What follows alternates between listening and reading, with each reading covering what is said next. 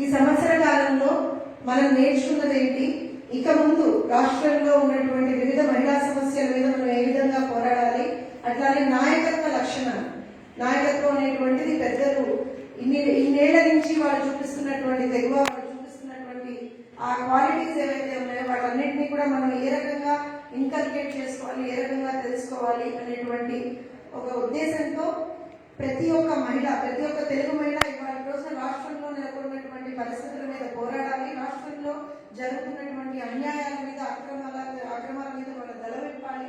అట్లానే తెలంగాణ తెలుగుదేశం పార్టీ పునర్వైభవాన్ని తెచ్చుకోవడంలో మన పాత్ర అనేటువంటిది చాలా చాలా ముఖ్యంగా ఉంది అని కూడా మనందరం కూడా గుర్తు చేసుకుంటూ మనం చేసేటువంటి కార్యాచరణ ఏ రకంగా ఉండాలి అనేటువంటి ఒక చిన్న ఆలోచనతోటి వాళ్ళ కోసం శిక్షణ తరగతులకు మనం ఒక చిన్న టీజర్ వేయడం జరిగింది. ఇది కేవలం ఒక మొదలు మాత్రమే. ఎందుకంటే ఇదివరకు పెద్దలందరూ ఇప్పుడు ధనలక్ష్మి గారు కానివ్వండి, ఝాన్సీ గారు కానివ్వండి, సరస్వతి గారు కానివ్వండి, ఇంకా చాలా మంది పెద్దలందరూ చెప్తూ ఉంటారు. నాకు ఈ సంవత్సర కాలంలో వాళ్ళు ఎన్నోసార్లు చెప్పారు, అమ్మా మనకి ఇదివరకు ఎప్పుడు కూడా శిక్షణ తరగతులు అనేటువంటి తెలుగుదేశం పార్టీలో ఎప్పుడు మనం ఒక నిరంతర ప్రక్రియగా అది కొనసాగుతూ ఉండేది.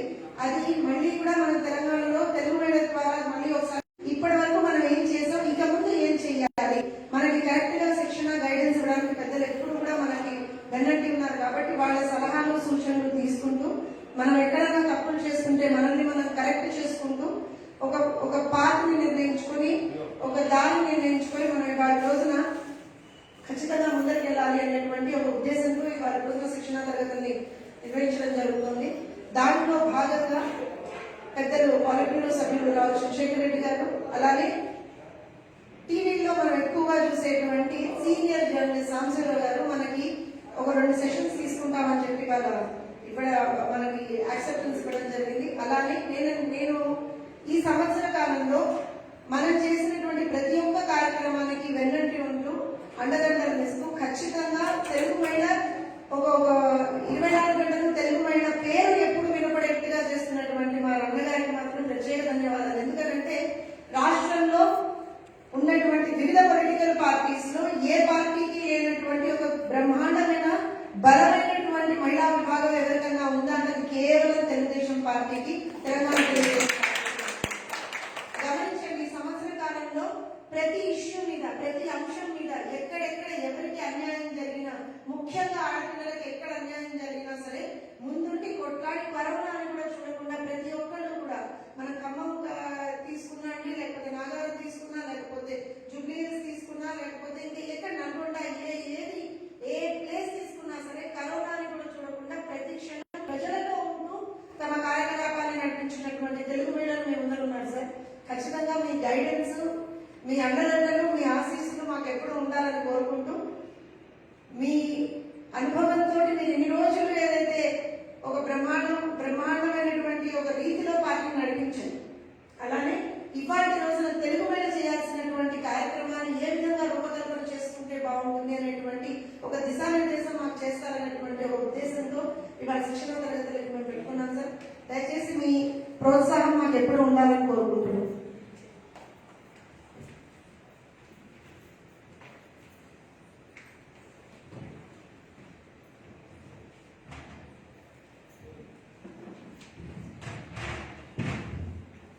రాజునాయక్ గారు వేదిక అలంకరించవలసిందిగా కోరుచున్నాం.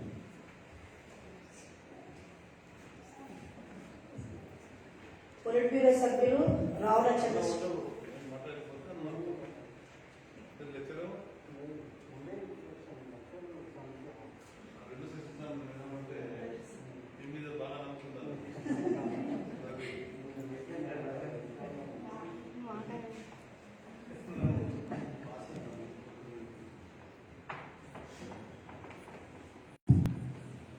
నాకు యాక్చువల్గా తను వెళ్ళిపోవాలన్నది, కానీ నేను ఆమోదంతోనే ముందు మాట్లాడతాం. నాకు కూడా ఇవాళ నా పర్సనల్ ప్రాబ్లం ఉంది, కానీ కార్యక్రమం ఒప్పుకున్న కనుక రావడం జరిగింది. కార్యక్రమ నిర్వాహకురాలు సోదరిమణి జ్యోత్స్న గారు, మన పార్టీ అధ్యక్షులు గౌరవనీయులు మాజీ మంత్రివర్యులు, మాజీ పార్లమెంట్ సభ్యులు, మాజీ శాసనసభ్యులు, నిరంతరం పార్టీ సేవలో నిమగ్నమైనటువంటి శ్రీ ఎల్లమ్మ గారు, సోదరులు, ఎస్సీ ఎస్టీ కమిషన్ సభ్యులుగా పనిచేసినటువంటి రాజీవ్ నాయక్ గారు మన ప్రభుత్వంలో ఉన్నప్పుడు కీలకమైన బాధ్యతలు నిర్వహించినారు. మరి వాళ్ళ ప్రధాన కార్యదర్శిగా ఉన్నారు వారికి. అట్లే ఈ అవగాహన కార్యక్రమంలో శిక్షణ అనే తరగతి అవగాహన అనుకున్నాం. అవగాహన కార్యక్రమంలో పాల్గొంటున్న మీ అందరికీ కూడా హృదయపూర్వకంగా శుభాకాంక్షలు. అందరికీ నమస్కారం. రాజకీయ పార్టీ అనగానే రకరకాల ఆలోచనలు, రకరకాల అభిప్రాయాలు ఉంటాయి. అభిప్రాయాల కంటే భిన్నాభిప్రాయాలు, దురభిప్రాయాలు ఎక్కువ ఉంటాయి. కొంతమంది అనుకుంటారు తెలుగుదేశం పార్టీ నియోజకవర్గంలో అయిపోయింది కదా, అయినా కొంతమంది ఉంటున్నారంటే వీళ్ళకి నెల నెల ఏమన్నా ఇస్తున్నారేమో అనే వాళ్ళు కూడా ఉంటారు. మమ్మల్ని అంటుంటారు, బయట కంటే ఎక్కువ మనల్ని కూడా చెప్తుంటారు, నెల నెల ఏమన్నా ఇస్తుంటారు. చంద్రబాబు నాయుడు గారు నిజంగానే ఇస్తారు. ఏంటంటే మన మీద అభిమానాన్ని ఇస్తారు కనుక పార్టీలో ఉంటున్నాను. ఎన్టీ రామారావు గారు దీవెనలు ఇస్తారు కనుక ఉంటున్నాను. ఆ అభిమానం దీవెనలో ముందర డబ్బు వెలకట్టలేమనే విషయాన్ని ఈ సందర్భంలో నేను చెప్పాల్సింది. ఎవరైనా మీకు ఏమైనా నెల నెల ఇస్తున్నారంటే నేనైతే ఇస్తున్నానని చెప్తాను. ఈ రెండు ఇస్తారు మా పార్టీలో, అందుకని ఉంటున్నాను. తెలుగుదేశం పార్టీకి ఇతర పార్టీలకు తేడా ఏంటనేది ఒక శాసనసభ్యుడు కాంగ్రెస్ పార్టీలో ఉంటూ చెప్పాడు. విజయవాడకు సంబంధించిన ఆయన ఉమ్మడి రాష్ట్రంలో ఉన్నట్టు చెప్పాడు. ఆయన చెప్పింది ఏంటంటే గాంధీ భవన్ పోతే జేబులు కొడతారు, ఎన్టీఆర్ భవన్ పోతే కడుపు నింపుతారు అని చెప్పి ఇక్కడ భోజనం చేస్తున్నారు. కాకపోతే ఈ పార్టీ ఒక భిన్నమైన, తెలుగుదేశం పార్టీ ఒక భిన్నమైన వ్యవస్థ, భిన్నమైన రాజకీయ విధానం ఉంటుంది. అసలు ఈ పార్టీ రావడానికి కారణాన్ని కూడా మీ అందరూ కూడా ఒకసారి అవగాహన చేసుకున్నట్లయితే 1982 పూర్వం కాంగ్రెస్ పార్టీ, కాంగ్రెస్ హస్తం గుర్తుతో ఈ దేశంలో మొట్టమొదటి ప్రభుత్వం ఎక్కడైనా వచ్చిందంటే అది ఆంధ్రప్రదేశ్లో వచ్చింది. హస్తం గుర్తుతో 78 ఎన్నికల్లో ఫస్ట్ టైం ఇందిరాగాంధీ హస్తం గుర్తుతో ఒక ప్రభుత్వం ఏర్పాటైంది ఆంధ్రప్రదేశ్లో. దానికంటే ముందు ఇందిరాగాంధీ కాంగ్రెస్ పార్టీని స్ప్లిట్ చేసింది. ఆ స్ప్లిట్లో ఆవుదూడ గుర్తుపోయి ఆమె హస్తం గుర్తు తీసుకొని కాంగ్రెస్ పార్టీ నుండి ఆమెను బహిష్కరించిన పరిస్థితుల్లో సొంత పార్టీ పెట్టుకుంది. కాంగ్రెస్ అంటే ఇందిరాగాంధీ. విడిపోయిన పార్టీకి కాంగ్రెస్ యు అని పెట్టారు. దేవరాజు అర్సై అనేవాడు అతను అధ్యక్షునిగా ఉంటాడు. కాంగ్రెస్ యు, కాంగ్రెస్ కాంగ్రెస్ వచ్చిన తర్వాత ఆమె ఫస్ట్ టైం ఈ దేశంలో ఎన్నికలు కొట్లాడింది 1978లో. హస్తం గుర్తు మీద మొదటిసారి ప్రభుత్వం ఇక్కడ వస్తే 5 సంవత్సరాల్లో 4 ముఖ్యమంత్రులను మార్చిందండి. 4 ముఖ్యమంత్రులు మారడంతో చివరికి రాజీవ్ గాంధీ ఒక సందర్భంలో హైదరాబాద్ ఎయిర్పోర్ట్కి వస్తే అప్పటి ముఖ్యమంత్రి అంజయ్ గారు ఎయిర్పోర్ట్కి పోయినాడు బేగంపేటలో. రాజీవ్ గాంధీ గారు అడిగినారు, అంజయ్జీ క్యా తమాషా క్యోం ఆయా అంటే ఏం తమాషా చేస్తున్నారు ఏంటి అంటే కోప్పడ్డాడు అంజయ్ గారు. పేపర్లంతా అంజయ్ గారు పెంటకని పెట్టిన ఫొటోస్ వచ్చినాయి. అంటే ఆంధ్రులు అనగానే అప్పటికే ఆత్మగౌరవం లేని వాళ్ళు మద్రాసీలని ఢిల్లీలో మనం పిలుస్తూ ఉన్నాయి. ఇవన్నీ అగ్ని కార్యం వచ్చినట్టుగా ఎన్టీ రామారావు గారి దృష్టికి వెళ్ళినాయి. కానీ మనం ఎంత అవమానిస్తున్నారని మనం ఏదైనా చేయాలని చెప్పి మహానుభావుడు 60 సంవత్సరాలు వయసులో సినిమా రంగం నాకు అనేక రకాలుగా అన్ని రకాల పేరు, కీర్తి ప్రతిష్టలు వచ్చినాయి. సమాజానికి ఏదైనా చేయాలనే ఉద్దేశంతో తెలుగుదేశం అనే రాజకీయ పార్టీని పెట్టడం జరిగింది. అసలు ఈ రాజకీయాలు మన దేశంలో ఎట్లున్నాయి, భిన్న దేశాల్లో ఎట్లున్నాయని కూడా చూస్తే మన దేశంలో ప్రజాస్వామ్యంలో నేరుగా ఓటర్లు ఎన్నుకునే 5 ఏళ్ళకు ఒకసారి ఎన్నికలు 3 టైర్ సిస్టమ్ ఉంటుంది. అంటే పంచాయతీ రాజ్ సిస్టమ్ ఒకటి ఉంటుంది, శాసన వ్యవస్థ రాష్ట్రాలకు ఉంటుంది, పార్లమెంటరీ వ్యవస్థ దేశానికి ఉంటుంది. ఇదే ప్రజాస్వామ్యంగా అమెరికాలో 4 సంవత్సరాలకు ఒకసారి ఎన్నికలు, మన దేశంలో 5 సంవత్సరాలు టెన్యూర్. అమెరికాలో అధ్యక్షుడు అనేవాడు 2 టర్ములు చేయాలి, 3వ టర్మ్ లేదు. అతను గెలిచే వాతావరణంలో నిలబడడానికి లేదు. వాళ్ళ ప్రజాస్వామ్యం అది. బ్రిటన్లో మహారాణి ఉంటుంది, వాళ్ళు ఎవరుందని ఎలిజబెత్ అనే పిలుస్తారు. వాళ్ళ మహారాణుల ఆధ్వర్యంలో ప్రభుత్వాలు ఏర్పడతాయి. కానీ ఇప్పుడు ఓట్లు ఎన్నుకున్న మహారాణి పేరు మీదనే ఫర్మానాలు, ఆర్డర్స్ ఇస్తూ ఉంటాయి. అదేవిధంగా షేక్ డన్స్ అని ఈ ముస్లిం కంట్రీస్ అంతా కూడా వాళ్ళ వంశపారంపర్యంగా అధికారం చెలాయిస్తూ ఉంటారు. జపాన్లో ఉన్న పార్లమెంట్ సిస్టమ్ ఏంటంటే పార్టీకి ఓట్లు వేస్తారు, వ్యక్తులకు వేయరు. పార్టీకి ఒక పార్టీకి ఎన్ని ఓట్లు వచ్చినా, ఎంత పర్సెంటేజ్ ఓట్లు వచ్చినా అన్ని సీట్లు వాళ్ళకి కేటాయిస్తారు. పార్టీ వాళ్ళని వ్యక్తులను నామినేట్ చేసుకుంటారు. ఉదాహరణకు తెలుగుదేశం పార్టీకి 50% ఓట్లు వచ్చినాయి. మనం 100 సీట్లలో 50 సీట్లు మన వ్యక్తులను మనం పర్సంటేజ్ బట్టి సీట్ షేరింగ్ ఉంటుంది. జపాన్ పొలిటికల్ సిస్టమ్ అది. చైనాలోనేమో అసలు ఎన్నికలే ఉండవు. కమ్యూనిస్ట్ పార్టీ ఆఫ్ చైనా అనేది దేశాన్ని నేర్పుతుంది. కానీ ఆ పార్టీకి ఎన్నికలు జరుగుతాయి, పార్టీలో వాళ్ళ పదవులకు ఎన్నికలు జరుగుతాయి. నిన్న మనం చూసిన ఇప్పుడున్న ఎవరైతే అధ్యక్షుడు ఉన్నారో జీవితకాలం అధ్యక్షుడిగా కూడా ఆయన డిక్లేర్ చేసేస్తున్నాం. మన దగ్గర 5 ఏళ్ళకు ఒకసారి మనం పరీక్ష రాయాల్సిందే. 5 ఏళ్ళకు ఒకసారి మన పేపర్లు దిద్దేది ఓటర్లు దిద్దుతారు. ఎందుకు ఈ సిస్టమ్ వచ్చిందంటే మన వాస్తవంగా మన దేశానికి రాజు లేదు.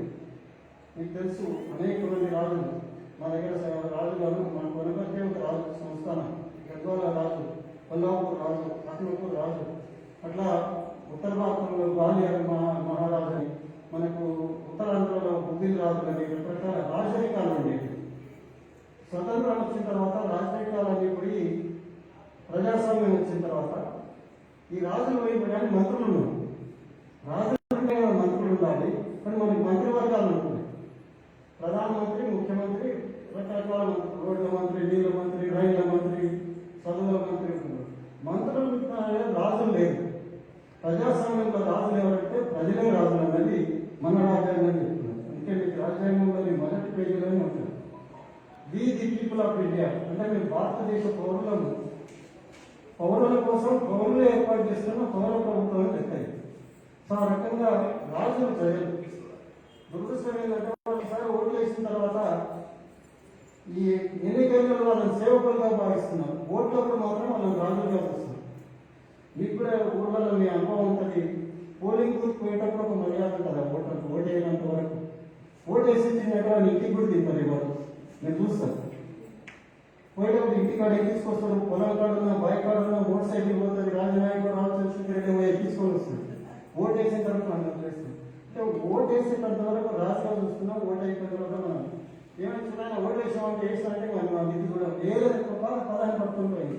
అంటే ఓటు అనే ఆయుధం ఈ దేశంలో అమ్మాయికి ఒకటే ఓటు ఉంది, మనందరికీ కూడా సింపుల్గా ఒకటే ఓటు ఉంది.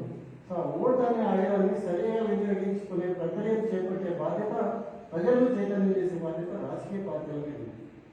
రాజకీయాలు ఒకప్పుడు సర్వీస్ ఉండేది, అది పోయి వాళ్ళంతా క్యాష్ అండ్ క్యారీ చేసి మనకు ప్రస్తుతం ఎదుర్కొంటున్నాయో నన్ను అడిగారు ఏంటి సమస్యలు అంటే మాకు 3 సమస్యలు వచ్చినాయి. 1 కరోనా సమస్య, 2 కరెన్సీ సమస్య, 3 ఆశయాల సమస్య. బీజేపీ వాళ్ళు 7 రోజులు జరుగుతుంది. కరోనా, క్యాష్, కాషాయ సమస్య. తెలుగుదేశం పార్టీకి మొదటి నుంచి కూడా పరీక్షలు. నేను 82 మార్చి 29న ఎమ్మెల్యే క్వార్టర్స్లో ఎన్టీఆర్ గారి సమక్షంలో పార్టీలో ఏమైనా సర్పంచ్ ఉంది, న్యాయవాదిగా ప్రాక్టీస్ చేస్తుంది. ఎన్టీ రామారావు గారు పార్టీ పెట్టుకుంటానని నేను వచ్చినాం హైదరాబాద్. నాతో పాటు 6 సర్పంచ్ వచ్చినాం. మా పెద్ద బ్లాక్ 140 మంది సర్పంచ్లు ఉంటారు. మమ్మల్ని చూసి న్యాయవాదులు మా బాబా స్టేషన్లో నవ్విండు. ఏమన్నా ఎవరో రంగులు వేసుకుంటారంటే ఆయన పార్టీలో ఏమవుతారు, చదువుకున్న వాళ్ళు మీకేం పని లేదా అని తిట్టిను. సరే కాలానుగుణంగా వాళ్ళు కూడా పార్టీలకు వచ్చిండు, పదవులకు వచ్చిండు. ఆనాటి సిచ్యువేషన్ ఇప్పుడు ఎదుర్కొంటున్నాం. మళ్ళీ ఇంకా పార్టీలో ఉన్నారు అంటున్నారు. అదే మనిషి మనమేమో ఆనాడు చేరేటప్పుడు ఏ నమ్మకంతో చేయడమో కొనసాగేటప్పుడు అదే నమ్మకంతో కొనసాగాం. సో రాజకీయాలకు ఒక కొత్త వరవడిని, కొత్త నిర్వచనాన్ని ఇచ్చింది తెలుగుదేశం పార్టీ. ఎన్టీ రామారావు గారు పార్టీ పెట్టినప్పుడు ఆయన రాజకీయ అనుభవం లేదు. చాలా సందర్భాల్లో ఆయన అడిగింది, ఏంటంటే మీ సిద్ధాంతం ఏంటి? సోషలిజం, సెక్యులరిజం, కమ్యూనిజం, క్యాపిటలిజం, రకరకాల ఇజాలు ఉన్నాయి.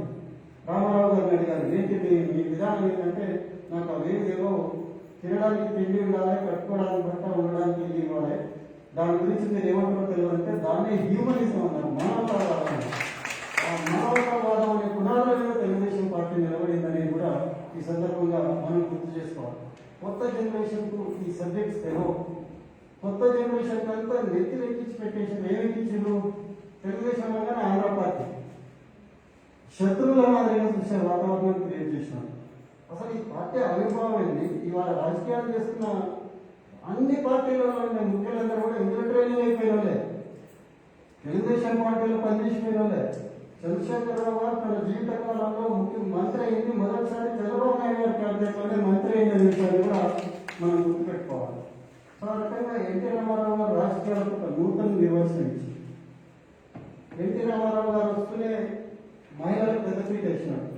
అంటే మీరు ప్రపంచంలో చేయని అనేక కార్యక్రమాలు రామారావు గారు చేసింది, కానీ మీ విభాగం తరఫున ఫోకస్డ్గా కొన్ని నిమిషాలు ఎంచుకోమని చెప్పి నేను మేడం గారిని సోదరి మంది నేను ప్రత్యేకంగా రిక్వెస్ట్ చేస్తాను. ఎన్టీ రామారావు గారు ఫోకస్డ్గా ఏం చేసినాం? ఈ దేశంలో మొట్టమొదటి వృద్ధాప్య పెన్షన్ ఇచ్చింది మహానుభావుడు ఎన్టీ రామారావు అనే విషయం కూడా చాలా మంది తెలియదు. 30 రూపాయల పెన్షన్ మొదలుపెట్టాడు. రోజుకు రూపాయి ఉండాలి వాళ్ళ చేతులలో. ఆనాడు రూపాయికి ఏమొస్తుందో మనకు తెలుసు. 30 రూపాయలు సిమెంట్ వస్తా వస్తుంది, ఇవాళ 300 అయిపోయింది. కానీ మొట్టమొదటిసారి పేదలకు పెన్షన్ ఇవ్వాలని ఆలోచన వచ్చింది ఎన్టీ రామారావు గారు. 2 రూపాయల కిలో బియ్యం పేరు మీద అప్పటికి బియ్యం అంటే పండుగలో కూడా తినే పరిస్థితే. నార్మల్గా బియ్యం తినే పరిస్థితి గ్రామీణ ప్రాంతాల్లో రద్దు చేయించినాడు. అప్పటిదాకా ఊళ్ళో గడ్డలు పడ్డవారికి ఎట్లుంటుందంటే ఎవరికైనా కోడి గుడ్డు పెడితే కూడా మొదటి ఆయన తీసుకుపోయాల్సినంత దుస్థితులు కూడా కొన్ని ఊళ్ళలో ఉంటుండే. ప్రతిదీ వర్తాలు ఉంటుండే వాళ్ళు.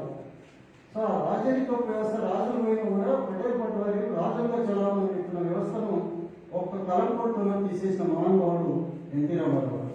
అదేవిధంగా ఆడవాళ్ళ గురించి ప్రత్యేకంగా ఎన్టీ రామారావు గారి టేప్స్ మీరు ఎక్కడైనా ఆయన ప్రసంగాలు యూట్యూబ్లో కూడా ఉన్నాయి. మన పార్టీ ప్లాట్ఫామ్లో మీరు చూస్తే ఎప్పుడైనా ఇంటి దగ్గర ఒక హాఫ్ అన్ అవర్ 10 నిమిషాలు మీరు ఒకసారి కొట్టండి, రామారావు గారి స్పీచ్లు వస్తాయి. 9 నెలల పాటు ఈ రాష్ట్రంలో పార్టీ పెట్టిన 9 నెలల్లోనే అధికారంలోకి తీసుకొచ్చిన మహానుభావుడు ఎన్టీ రామారావు గారు. ఆ రోజులలో నవంబర్ 1922 నాకు ఇప్పటికీ గుర్తుంది. మా వనపర్తికి రావాల్సిన డేట్ కంటే 3 రోజుల తర్వాత వచ్చింది. ఇప్పటిదాకా కమ్యూనికేషన్ లేదు, మొబైల్స్ లేవు, ఏమి లేవు. వస్తున్నాయంటే 7 ఆ టైంలో ఇంటికి పోయి 2 వారం వచ్చి కూర్చోవాలి, ఎప్పుడు వస్తుందో ఏమో అనే పరిస్థితి. 3 రోజులు ఆలస్యంగా వచ్చినా కూడా జనాలు ఎక్కడ చూసిన వాతావరణం. అప్పటిదాకా ఎన్నికలు అంటే ఊరికి ఒక జీప్ ఎప్పుడో ఒకసారి పెద్ద మనిషి ఇంటికాడ కలిసిపోయేదాన్ని. రామారావు గారు వచ్చిన తర్వాత నేరుగా ప్రజల హృదయాల్లో చచ్చిపోయేటట్టుగా చైతన్యరత్నం అనే ఒక రథాన్ని తీసుకొని పోయి ఊరోళ్ళకి 9 నెలల కాలంలో ప్రపంచంలోనే ఒక రికార్డు ప్రభుత్వాన్ని స్థాపించే స్థితికి రామారావు గారు వచ్చారు. మరి ఆనాడు ఆయన అధికారంలోకి రాగానే తీసుకున్న అనేక కార్యక్రమాలు, ముఖ్యంగా మహిళలకు ఆస్తిలో సమాన హక్కు ఇచ్చింది. దేశంలో మొట్టమొదటి రాష్ట్రం తెలుగుదేశం ప్రభుత్వం అనే విషయాన్ని కూడా సందర్భంగా మనం చెప్పుకోవాలి. ఇటీవల పార్లమెంట్ కూడా చట్టం చేసింది. ఎన్నెండ్లకు మనం చేసిన ఎన్నెండ్లకు పార్లమెంట్ చేసింది చూడాలి. అదేవిధంగా ఆస్తిలో సమాన హక్కుతో పాటు స్థానిక సంస్థలలో మహిళలకు రిజర్వేషన్ కల్పించింది తెలుగుదేశం పార్టీ. మహిళలకు ప్రత్యేకంగా యూనివర్సిటీ పెట్టారు, పద్మావతి మహిళా యూనివర్సిటీ.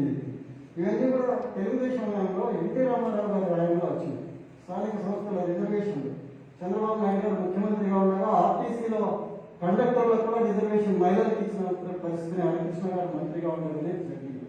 ఇవన్నీ కూడా మహిళల అభివృద్ధి, మహిళల అభ్యున్నతిని దృష్టిలో పెట్టుకుని తీసుకున్న కార్యక్రమం. తెలుగుదేశం పార్టీకి మహిళా సమాజం పట్ల ఎన్టీ రామారావు గారి స్పీచ్ల్లో ఉండేది నా తెలుగుకి ఆడపడుచులోని ఉపన్యాసంతో ప్రారంభమైంది.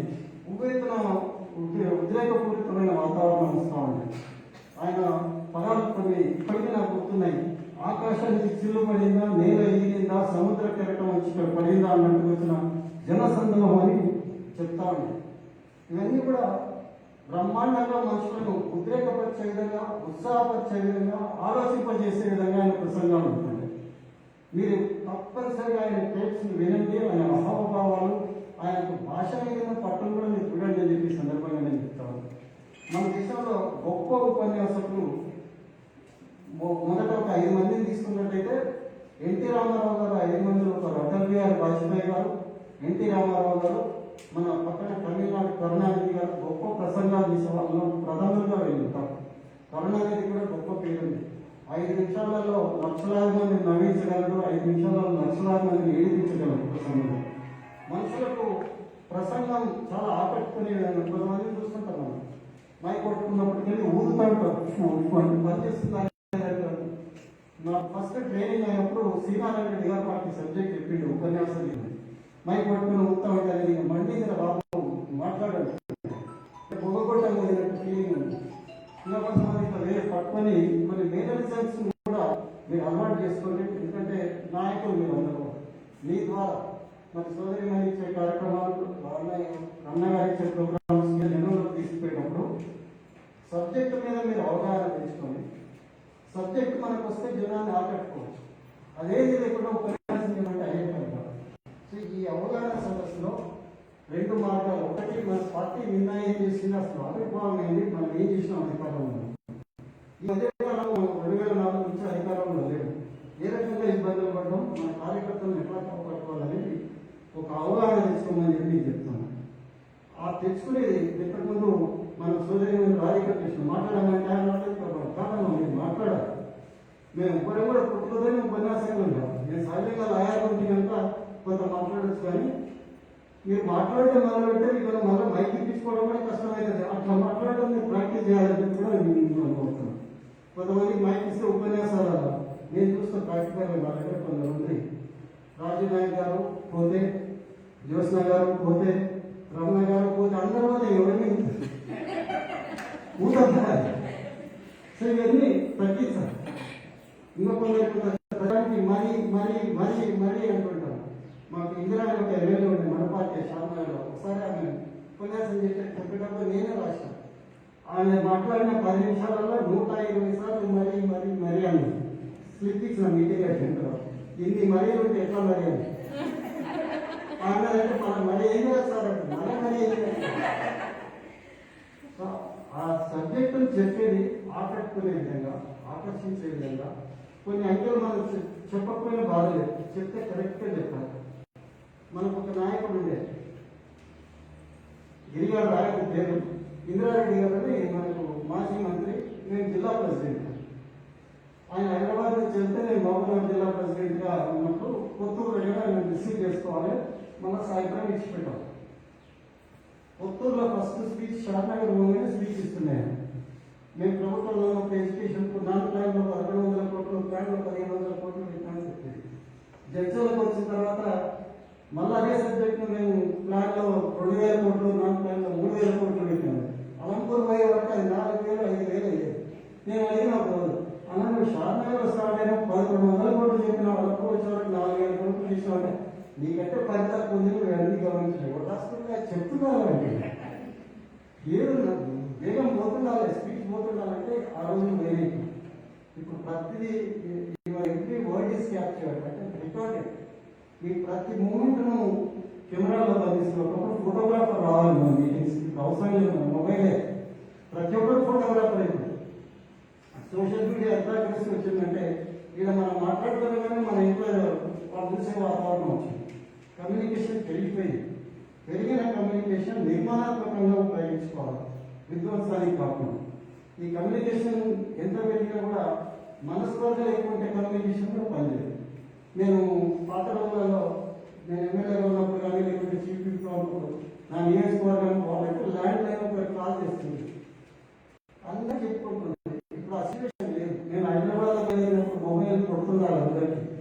ఒక ఆయన అంటాడు, అన్న నాకు వచ్చినాక ఒక విసర్కాలు ఏమంటున్నాను. ఇంకొకరికి ఎవరికైనా చేస్తామనుకో పక్కన చెప్పాలంటే నీవే లేదా వాడు రాడు. ఎందుకు రాదంటే మేము ఆయనకే ఫోన్ తీసుకున్నాం, నాకు ఏ విధంగా రాదు. అంటే ప్రతి ఒక్కరూ ఎక్స్పెక్ట్ చేస్తున్నాం. అంటే మనుషుల కోరికలు పెరిగిపోయింది, అసహనం పెరిగిపోయింది. సో క్యారీ చేసే విధానం పెరిగిపోయింది. నాయకులు కూడా తప్పనిసరిగా అందరినీ క్యారీ చేయాలి, కలుపుకోవాలి. కమ్యూనికేషన్ ఎంత పెరిగిందో అది షేర్ చేయడం కూడా అంత పెరగాల్సిన అవసరం. నాకేం తెలిస్తే నేనే మనసులో పెట్టుకుంటాను, ఎవరు చెప్పనంటే కాదు.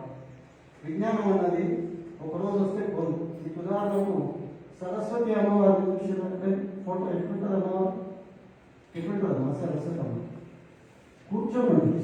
అది అంటే విజ్ఞానం సరస్వతి లక్ష్మీదేవి ఎక్కడమ్మా నిల్చోమండి, ఎప్పుడు పోతుందో తెలియదు. సరస్వతి అంటే విజ్ఞానం మనకు వస్తే మనతో ఉండిపోతుంది. లక్ష్మి ఎప్పుడు వస్తుందో పోతుందో తెలియదు. అందుకే వచ్చిన విజ్ఞానాన్ని మన దగ్గర ఉంచుకొని 10 మందికి పంచడం ద్వారా పెంచుకుంటాము. నాకు ఇంకో మాట గుర్తొస్తుంది, మా సార్ చెప్పింది, అదృష్ట దేవత ఒకసారి తలుపుతుంది తీయాలి, దురదృష్ట దేవత మనం తీసేవాడు పడుతూనే ఉంటుంది. అంత తేడా ఉంటుంది. రాజకీయాలలో ఒకసారి అదృష్టంగా చూస్తుంది, ఒకసారి కలిసి రావడం. మనం ఇవాళ 17వ సంవత్సరం ప్రతిపక్షంలో ఉన్నాం.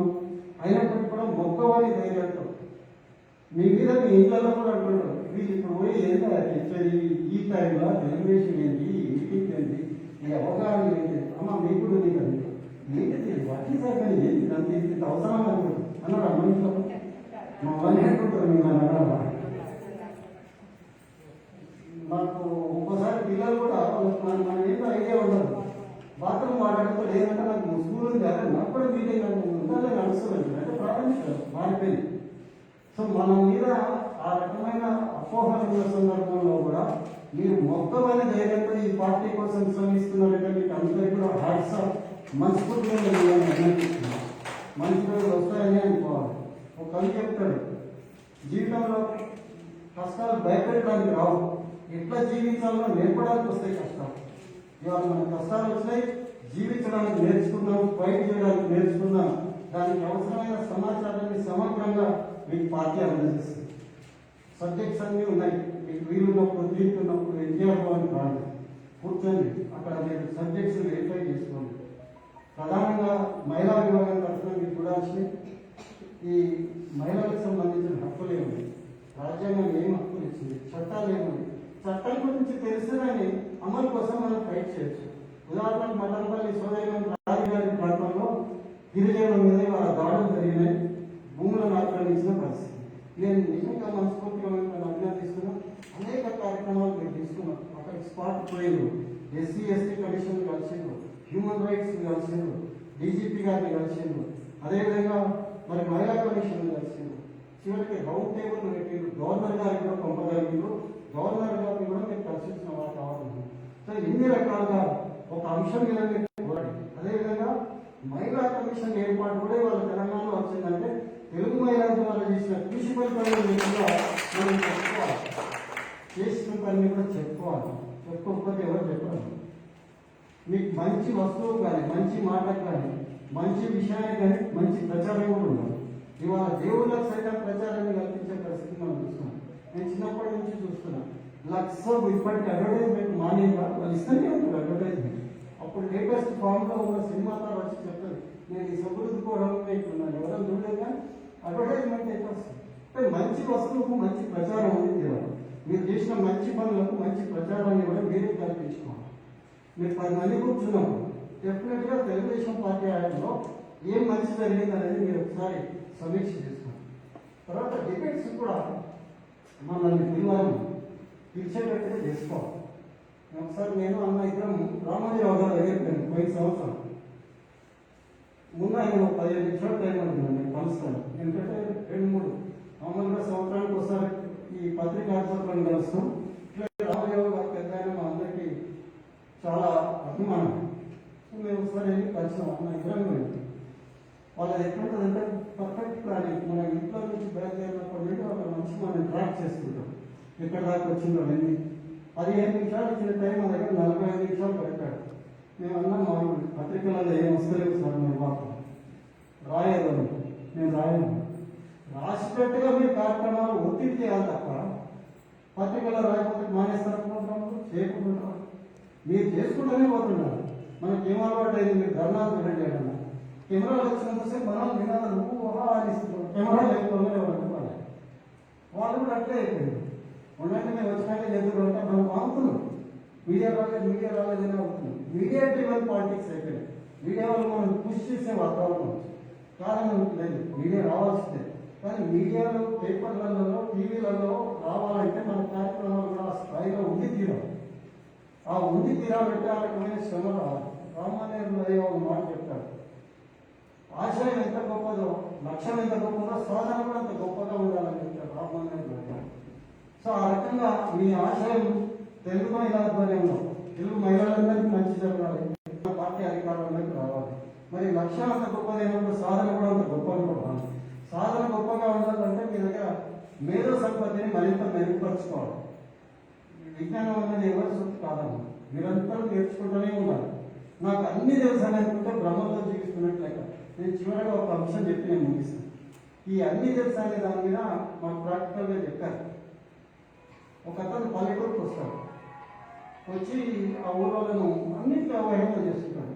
కంప్యూటర్ తెలుసా అంటే తెలియదంటే ఏం బతకాలి మీ కంప్యూటర్, విమానాలు ఎట్లా ఉంటాయి తెలుసా, అన్ని రకరకాలు మాట్లాడుకుంటే ఏడానికి అవహేళన చేస్తుంటాడు. సూటు బూట్ వేసుకొని ఊళ్ళో నుంచే వెళ్ళి కానీ అమెరికాకి వెళ్తే సంపాదన అయ్యొచ్చు.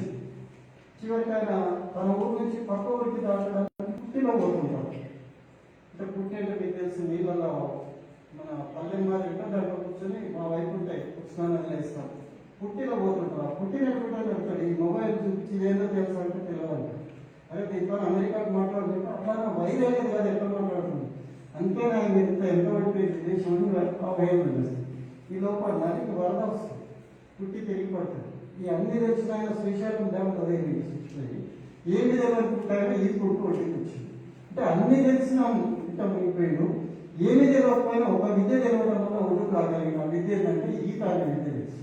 సో మనిషికి ఏం తెలిసినా నేర్చుకోవాల్సింది ఇంకా ఏదో ఉంది. నిత్య విద్యార్థిగానే ఉంటేనే మీరు విషయం మీద ఓ నమ్మకాన్ని ఓ పరిపక్వత తెచ్చుకున్నట్లయితే పరిపూర్ణమైంది.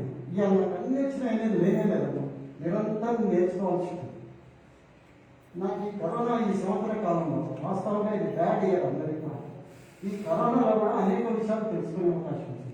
నేను అమెరికా సైనికులు జరిగే డిబేట్స్ని కూడా చూసే అవకాశం నాకు వచ్చింది. సో నేను పార్లమెంట్ సభ్యులుగా పనిచేసిన ఒకసారి రిఫ్రెష్ చేసుకున్నాను. నేను పార్లమెంట్లో ఉన్నాను 6 సంవత్సరాల్లో ఏం మాట్లాడిన రివ్యూస్ ఎట్లున్నాయి. ఇప్పటికీ మీరు ఎప్పుడైనా పార్లమెంట్ డిబేట్స్ అని పెడితే, లోక్సభ అని కొడితే, వాజ్పేయి కొడితే వస్తున్నారు. అద్భుతమైన స్పీచెస్ ఉంటాయి, కొన్ని వన్ లైనర్స్ ఉంటాయి. అంటే పొడుగుగా ప్రసంగం చేయకుండా ఒక్క లైన్లోనే మనం చెప్పదలుచుకొని చెప్పొచ్చు. వాజ్పేయి గారి ప్రభుత్వం 13 రోజులకే పడిపోయింది. ఒకసారి ఓన్లీ 13 డేసే ఉంది.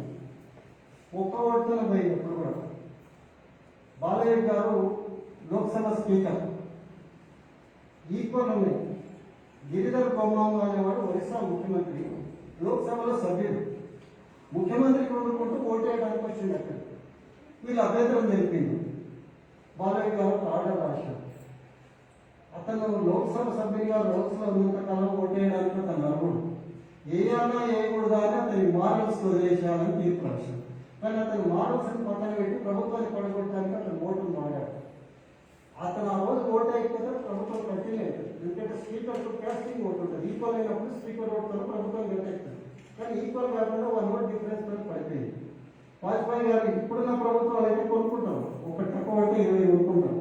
ఇలా మన నల్లలో జగన్మోహన్ రెడ్డి వాళ్ళకి టికెట్ ముఖ్యమంత్రి అంటే 40 మందిని కొనిస్తాం.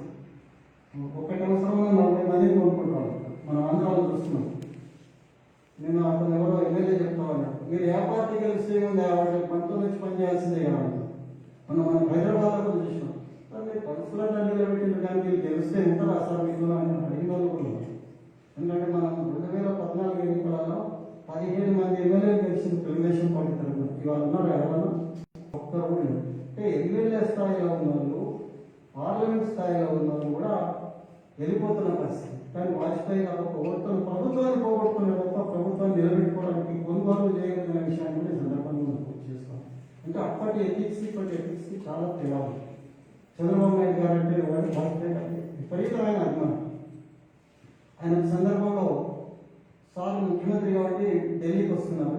నేను రామనాయుడు గారు ప్రధాని కార్యాలయానికి పోయినాను. చంద్రబాబు నాయుడు గారు వస్తున్నారు. ఇక్కడ ప్రోగ్రామ్ తీసుకుంటే ఇచ్చిన 9:30 హైదరాబాద్ ఎయిర్పోర్ట్ నుంచి బయలుదేరుతాడు, 11కి ఇక్కడికి వస్తాడు. టైం రాసినాను నేను ఇచ్చి ప్రధానమంత్రి ఆఫీస్లో వెళ్తే సెక్రటరీ అడిగిండు, మీరు ప్రధాని టైం అడుగుతున్నారా ప్రధానికి టైం ఇస్తున్నారా అని. అంటే మనమే టైం ఇస్తున్న వాతావరణం ఉంది. సాయంత్రానికి దాని మీద స్టాంప్ కొట్టుకొని బయటకు వచ్చింది. మనం ప్రోగ్రామ్ డిక్టేట్ ఇస్తుంది. కానీ అంత రెస్పెక్ట్ ఉండే అక్కడ. వాజ్పేయి అట్లాంటి స్థితిలో కూడా ఓటు కొనుక్కొని ప్రభుత్వం పోయింది. ప్రభుత్వం పోయిన తర్వాత బయటకు వచ్చాడు. విలేకరు ఫుల్ కెమెరాలు అన్నీ ఏం చెప్తాడు ఒకటే లైన్ ఒకే మాట చెప్పి వెళ్ళిపోయాడు. ఫిర్ సుబా హోతా హై అనుకుంటే వెళ్ళిపోయాడు. అంటే తిరిగి తెల్లవారుతుంది. ఇవాళ చీకటి ఉంది, రాత్రి అయింది, తిరిగి తెల్లవారుతుంది. తిరిగి మేము వస్తాం అనేది ఇండికేషన్ ఇచ్చి వెళ్ళిపోయాడు. సరిగ్గా అనుకున్నట్టుగా ప్రభుత్వం వచ్చింది. చాలా మంచి పనులు కూడా మన భాగస్వామ్యంతో ఆనాటి ప్రభుత్వాలు చేశారు. ఆనాటి ప్రభుత్వాల్లో మంచి పనులు కూడా మీరు అధ్యయనం చేయండి. మీకు రోడ్ నెట్వర్క్ వాజ్పేయి గారి హయాంలో వచ్చింది. PMGSలో కానీ, గోల్డెన్ క్వాడ్రిలాటరల్ రోడ్ కానీ, నార్త్ సౌత్ కారిడార్ కానీ, ఈస్ట్ వెస్ట్ కారిడార్ కానీ, బిఎస్ఎన్ఎల్ మొనోపలి చేస్తే మొబైల్ ఫ్రీ అయినాయి. ఈ మొబైల్ నేను చీఫ్గా ఉన్నప్పుడు మాధవరెడ్డి గారు హోంమంత్రి అమెరికా పోయి మొబైల్ కొనుక్కొని వచ్చారు. అసెంబ్లీలో అందరూ కీలకంగా చూసారు ఆ మొబైల్. ఎట్లుంది నిమిషానికి 20 రూపాయలు ఛార్జ్ చేస్తుంది. ఇవాళ సిచ్యువేషన్ ఇంట్లో ఎంతమంది ఉంటే అన్ని మొబైల్ మన దాంట్లో ఒక్కొక్క దాంట్లో 2 సిమ్లు 3 సిమ్లు.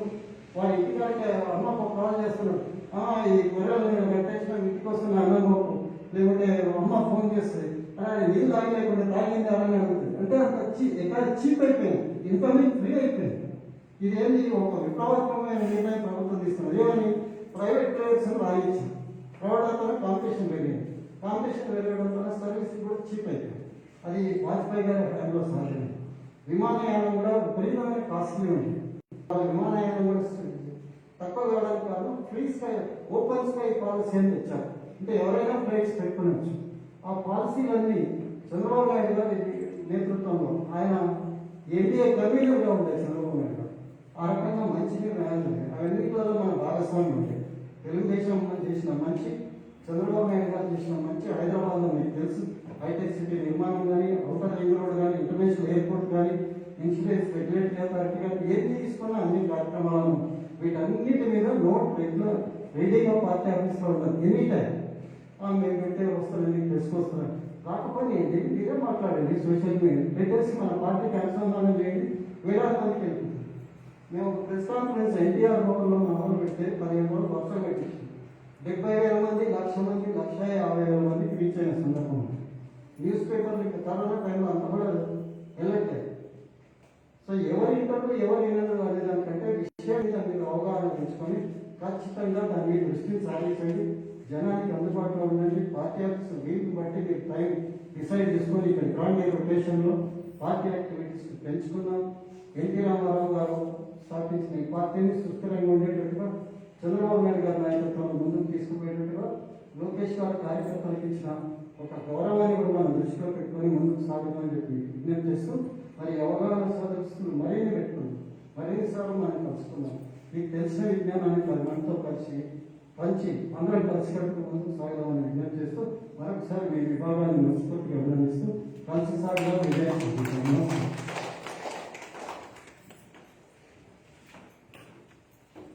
Sir thank you sir. ఖచ్చితంగా మీ ఆశీస్సులతో, మీ అండదండలతో ఇవాళ రోజున ఏదైతే మీరు చెప్పినటువంటి couple of achievements of Telugu మహిళ అన్నాను నేను. ఈ సంవత్సర కాలంలో మనం ఇందాక మీరు చెప్పినట్టుగా one of the best achievements. And నిజంగా అందుకే నేను అన్నాను సార్, వేరే ఏ పార్టీ మహిళా విభాగానికి లేనటువంటి ఒక స్ట్రాంగ్ టీం ఇవాళ రోజున తెలంగాణ తెలుగు మహిళా విభాగానికి ఉంది సార్. మనకి ఇక్కడ మనం సాధించిన విజయాన్ని అందరికీ చెప్పాలి, ఖచ్చితంగా ప్రొపగండా చేసుకోవాలనేటువంటిది అయితే ఎప్పుడు మనం అనుకుంటున్నాం. దాన్ని ఇంకా కొంచెం దానికి సంబంధించి ఒక నిర్దిష్టమైనటువంటి కార్యాచరణ కూడా చేస్తున్నాం. ఇప్పుడు మేమందరం కూడా ఇవాళ రోజు ఇంత సక్సెస్ఫుల్ గా కార్యక్రమాలు చేసుకుంటున్నాము అంటే ఖచ్చితంగా మా వెనుక ఉండి మమ్మల్ని నడిపిస్తున్నటువంటి మన రాష్ట్ర అధ్యక్షుడు రమణ గారి సపోర్ట్ అనేటువంటిది ప్రతి క్షణం మాకు సార్. రమణ గారిని మమ్మల్ని అందరినీ ఉద్దేశించి మాట్లాడవలసిందిగా కోరుతున్నాను సార్.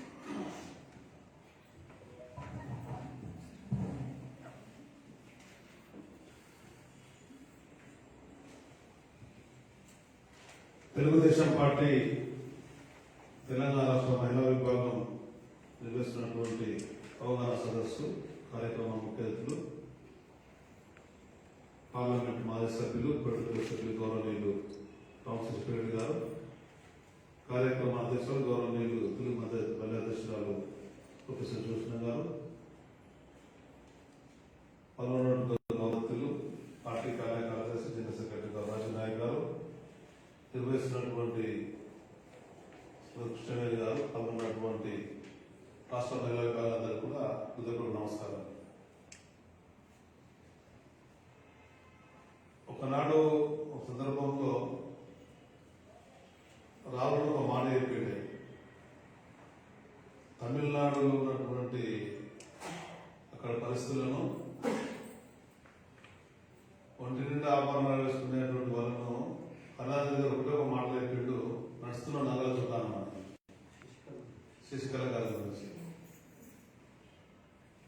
అదేమో మనము అంటే ఆ విధంగా ఉండే, కానీ మనకు మాత్రం సానుకూల ఆలోచనతో ఆలోచిస్తే నడుస్తున్న ప్రాంతాలు ఏమైనా ఉంది అని చెప్పంటే మాత్రం రావు నడిచిపోతారు. అన్ని విషయాలలో సంపూర్ణమైన అవగాహన చేసుకుంది.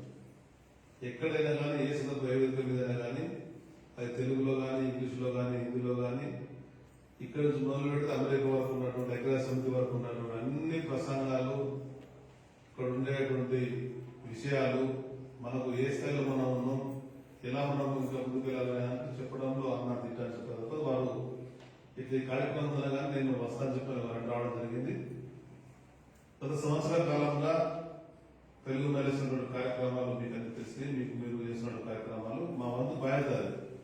సో ఎన్టీ రామారావు గారు మాకు ఇచ్చినటువంటి ఆశలతోని, మా నాయకులు ఇచ్చినటువంటి ప్రోత్సాహంతో మేము ఈ స్థాయికి ఎదిగిన కనుక అందరూ మా వాళ్ళు ఎదగాల, ముందుకెళ్లాలనే ఒక భావనటువంటి వ్యక్తులుగా అది అందరికీ అవకాశం ఇస్తున్నాం. అందులో మీకు కొంత మీరు అడిగినటువంటి దాంట్లో ప్రోత్సాహం ఇచ్చినాం వాస్తవంగా.